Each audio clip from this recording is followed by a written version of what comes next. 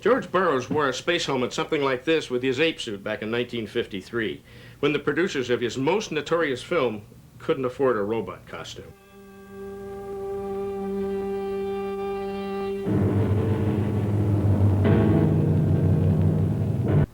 In more recent years, apes have been as popular as ever, and some have really come a long way since the innocent days of Crash Corrigan and Emil Van Horn.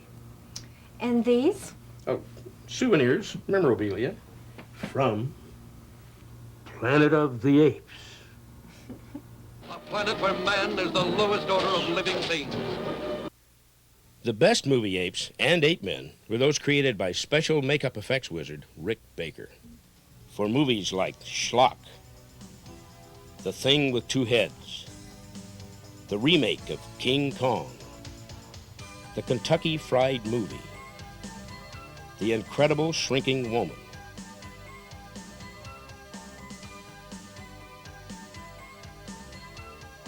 Greystoke, The Legend of Tarzan,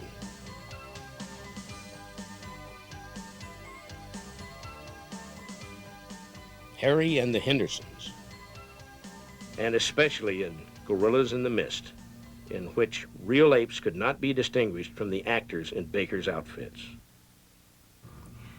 Mr. Burns, do you swear to tell the truth, the whole truth, and nothing but the truth, so help you, Gargantua? I mean, I do, yeah.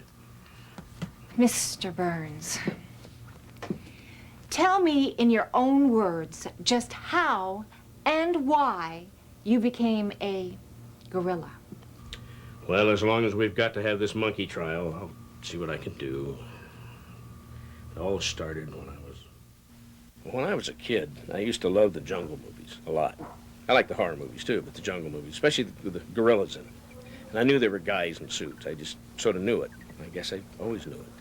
And I said, someday I want to be a gorilla man. I really want to do that someday. And I meant it. Obviously, I meant it more than I thought, because in 1964, I talked to my wife, Kathy, and said, let's build a gorilla suit. She says, oh, sure. Well, we did. We built a gorilla suit. Don Post Sr., was a mask maker, did the head for me and the hands and feet, and my wife, Kathy, built the suit. And we just kind of went from there. And there I had a honest-to-goodness gorilla suit named Kogar. Kogar's first professional job, you might say, was in 1964 in the Mickey Rooney Show. I kept going from there. Did a lot of laugh-ins, My Three Sons, Dusty's Treehouse, the Donnie Marie Osmond special, and tons of commercials and just all kinds of things. And then, of course, I did the infamous Adventures of Rat Fink and Boo Boo. Ape, drop that girl.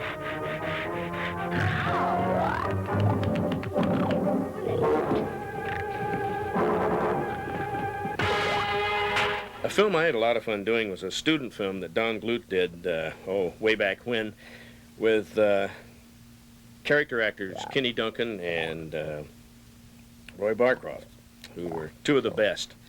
And I was Kogar the gorilla again. In fact, I even killed poor old Roy Barcroft. Had a wonderful time. Those guys were great guys, and what a fun time it was to work with two complete professionals like these guys that I'd seen since I was a kid in every Republic serial and every Republic movie ever made, I do believe. Meanwhile, back in the hills...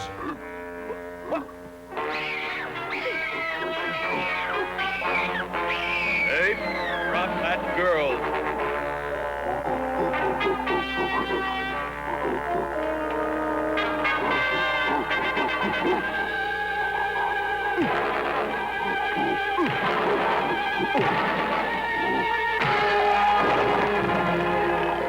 That's one of them.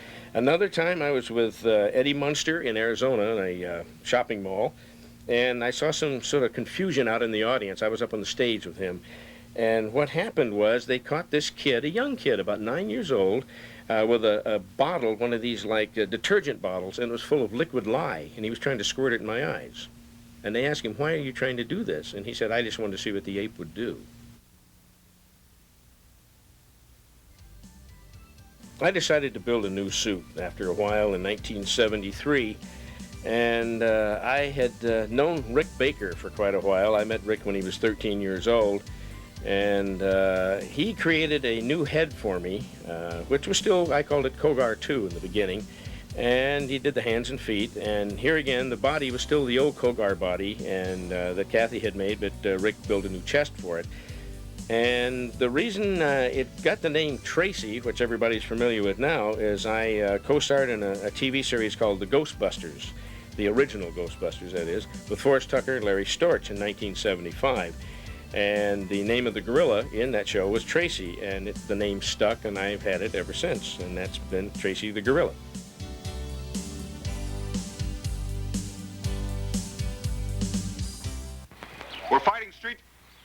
We're fighting street to street, house to house. It's guerrilla warfare.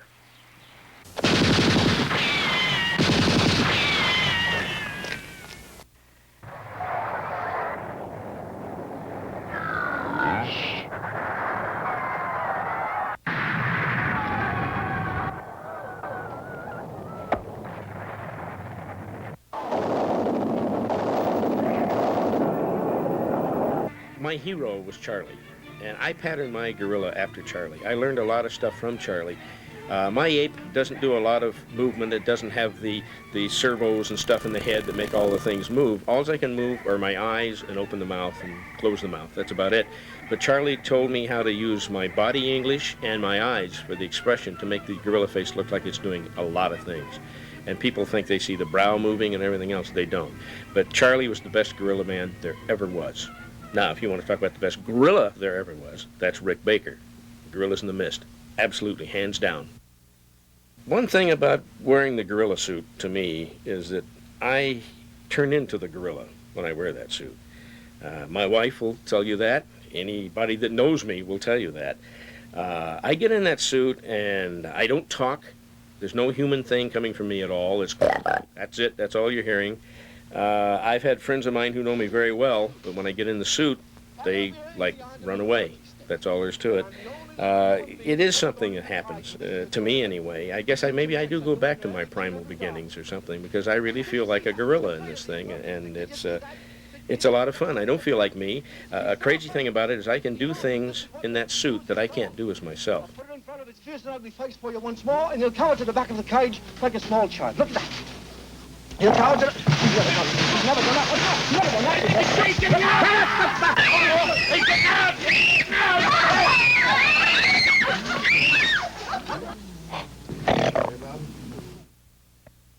So, Bob, what does the future hold for Movie Apes? Well, with makeup and special effects improving every day, I'd say we're in for some pretty neat stuff. But you know, I'll always have a soft spot in my heart for Charlie, Crash, and Obie, and the rest of that old gorilla gang.